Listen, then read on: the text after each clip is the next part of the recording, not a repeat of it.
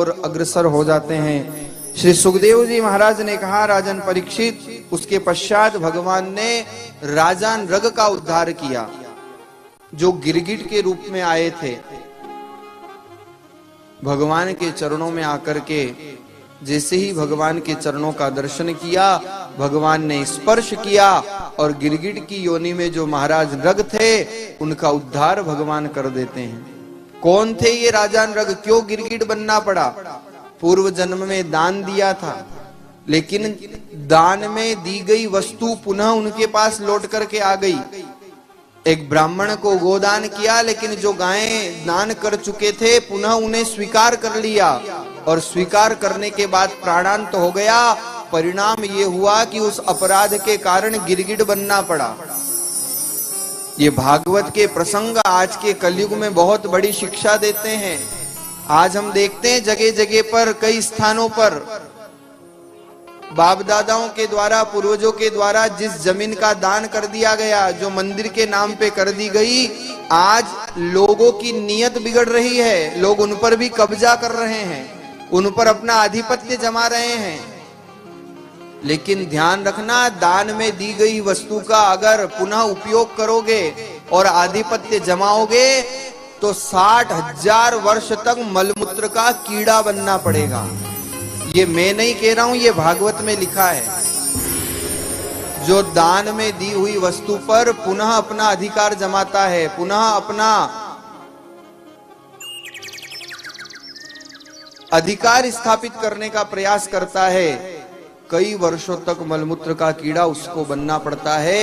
इसलिए महाराज, हमसे धर्म न हो सके तो कोई बात नहीं, लेकिन धर्म में दान में दी गई वस्तु जो हमारे पूर्वजों ने न जाने किस भावना से, किस मनोकामना से उसे प्रदान की है, अगर हम उसका उपभोग करेंगे तो यहाँ तो प्रसन्न हो जाओगे, लेकिन उसके परिणाम जब आएंगे तो मन में केवल पश्चाताप की और कुछ नहीं रहेगा।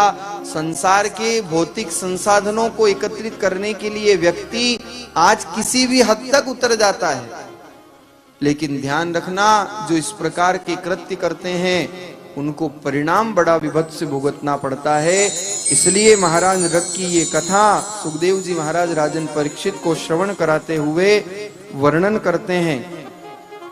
उसके पश्चात राजा पौंड्रक, जो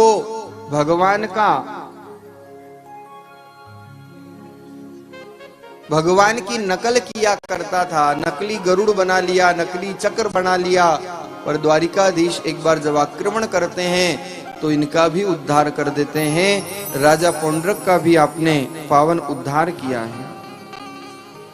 सुखदेव जी महाराज वर्णन करते हैं, उसके पश्चात एक दिन भगवान इंद्रप्रस्थ की ओर प्रस्थान करने लगे, और जब इंद्रप्रस्थ की ओर जाने लगे तो वही जरासंध जिसको भगवान ने 17 बार छोड़ दिया था, 18वीं बार भगवान रण मैदान छोड़ करके गए थे, उसका अनाचार, अत्याचार, पापाचार धरती पर बढ़ने लगा।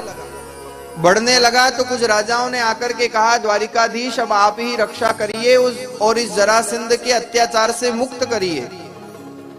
भगवान ने एक योजना बनाई, ब्राह्मण का वेश बदल करके अपने साथ अर्जुन और भीम को लेकर के जरासंध के दरबार में पहुंच गए।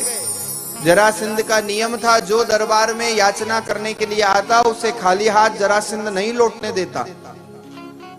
और जब ब्राह्मण के रूप में ये आए, जरासंध ने पूछा, बोलो क्या चाहिए? सोना चांदी, हीरे जवाहरात, जमीन जायदाद, जो चाहिए मैं दे दूंगा।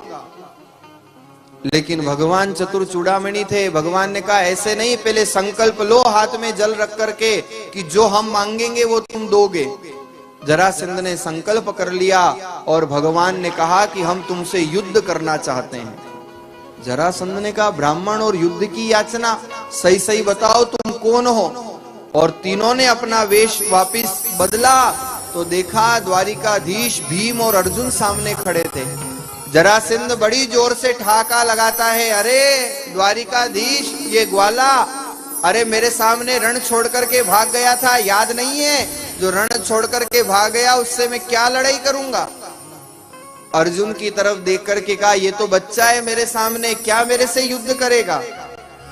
लेकिन भीम की तरफ जब विशालकाय शरीर देखा तो भीम से युद्ध करने के लिए जरासंध तैयार हो जाता है। 27 दिन तक भयंकर मल्ल युद्ध जरासंध और भीम का हुआ। भीम के भी हाथ पांव ढीले पड़ गए, क्योंकि ये जरासंध भी था तो बहुत मजबूत, और जरा नाम की राक्षसी का इसे वरदान प्राप्त था। भीम ने 27वें दिन युद्ध करते करते जब हाथ पांव ढीले पड़े तो द्वारिकाधीश की तरफ देखा। भगवान ने एक तिनका उठाया और चीर करके फेंक दिया। भीम संकेत समझ गए और भीम ने भी जरासंध को पकड़ा, चीर करके फेंका। लेकिन आश्चर्य, शरीर चीरने के बाद भी जरा नाम की राक्षसी का वरदान था, इसका शरीर वापस जुड़ जाता है।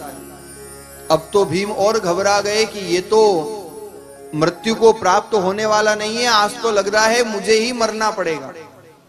भीम घबराए। द्वारिकाधीश ने मन ही मन कहा, भीम इधर देखो। और जो भीम ने भगवान से नजरें मिलाई, भगवान ने एक तिनका उठाया, तिनके को चीरा, एक भाग इधर एक भाग इधर। भीम समझ जाते हैं, जरासंध को पकड़ा, चीर करके विपरीत दिशा में फेंक दिया। एक भाग इधर एक भाग इधर, वापिस जरासंध जुड़ नहीं पाया। जरासंध मारा जाता है। देवता लोग